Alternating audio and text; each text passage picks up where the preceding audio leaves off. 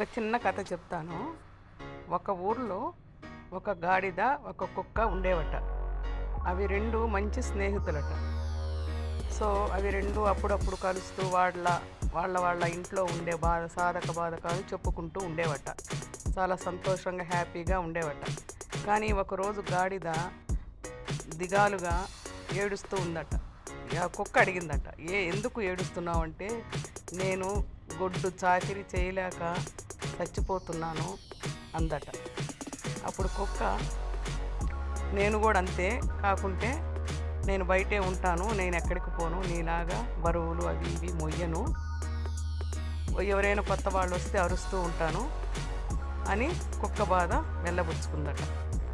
గాడిదైతే, నేను నా మీద ఎక్కువ బరువులు, నేను మోయలేని బరువులు వేసి నన్ను బయటికి అక్కడికి ఇక్కడికి తిప్పుతూ ఉంటారు, చాలా బాధగా అనిపిస్తుంది, వాళ్ళంతా నొప్పులుగా ఉంటాయి, నా గురించి పట్టించుకోరు అని గాడిద బాధలు చెప్పిందట.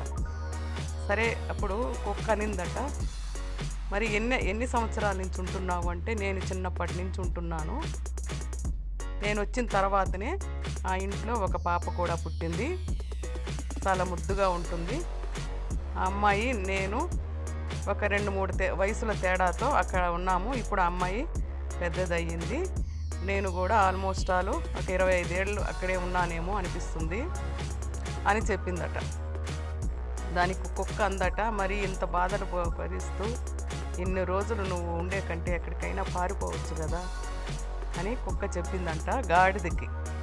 అప్పుడు గాడిద అనిందంట, నేను వచ్చినప్పటి నుంచి, నన్ను చిన్నప్పటి నుంచి వాళ్ళే పెంచారు, అక్కడే ఉండిపోయాను, పెద్ద అయిపోయాను, నాతో పాటు కూడా ఆ పాప కూడా పెరిగింది, ప్రతిసారి వాళ్ళు ఆ పాపని ఏదైనా బాగా చదవకపోయినా, పని చెయ్యకపోయినా గాడిద అని తిడుతూ ఉంటారు, నువ్వు ఇట్లాగే ఉండు, నిన్ను ఏదో ఒకప్పుడు ఎవరికో ఒక గాడిదకి ఇచ్చి పెళ్లి చేస్తాను అని అంటూ ఉండేవాళ్ళు.